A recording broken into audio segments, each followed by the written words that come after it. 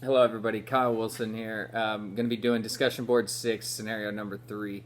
Um, so, you're a student working on your commercial, and you have a scenario that you discuss with your DPE regarding you're on a commercial flight, and one of the legs ends up being a lot longer than it was supposed to be, or that you had calculated. So that's all the data that you're really given by the DPE. The big thing here is that there's all kinds of conditions inside of that, right? So what kind of flight is it? What kind of aircraft are you in? All kinds of stuff. So first we'll just frame this around PAVE. So as the pilot, you're the pilot. You made the you made the calculations originally. You pulled the data. You pulled the weather in order to make your calculations. So did you pull the right weather? Did you maybe the right day? Is the weather that you pulled consistent with what you're seeing as far as winds and stuff? That kind of goes into environment, but did you as the pilot do what you were supposed to do? Did you pull the right stuff? Did you make the right calculations originally? So it wouldn't be hard. You could just pull up what you originally had got, that way you got, and then just check it against with what you're seeing right now. So is what you're seeing right now accurate? Maybe double check the calculations for the time en route for the leg. Pretty straightforward. Make sure that your ground speed, if your ground speed is consistent with what your ground speed was in the calculations that you originally planned on, then it should be pretty straightforward, right? You either have the wrong distance originally calculated, or maybe you're not on course. But yeah, that's not that difficult to do. So aircraft, again, you could also go into the aircraft performance and whatnot. Make sure that you put everything in correctly when you did your performance planning.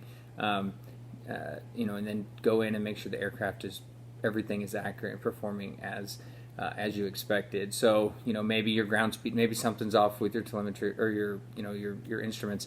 Make sure your ground speed is actually consistent with what you are, your location, right? So if you're measuring 150 knots and you've been in the air for ground and you've been in the air for 2 hours, make sure that you're looking like you're 300 nautical miles from where you started, right? Just kind of double check the consistency there. And then environment, we already kind of talked about it, but I think that's probably the biggest thing here is, are your winds consistent with what you had originally planned? And then, density, altitude, and your altitude that you planned on flying.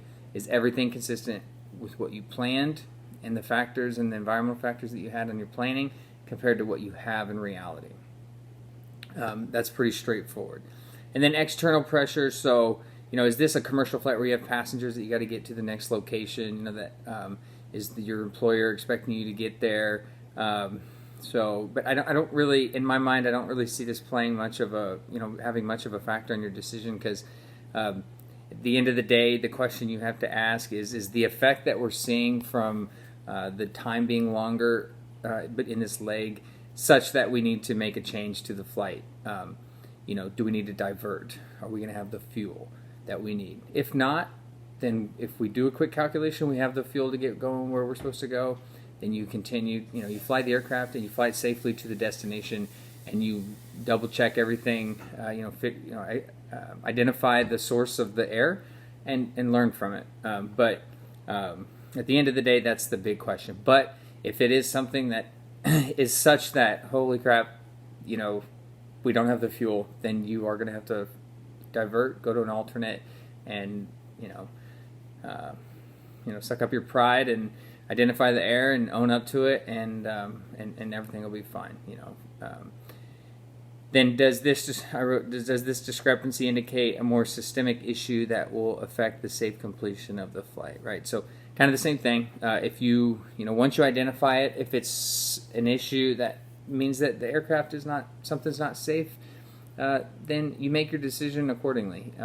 You could go down a million different possible reasons and different scenarios, but at the end of the day, you do pilot things, and you make sure that you are you have what you need to make a safe flight to your destination. If not, you pick a new destination and you make sure it gets safe to that location.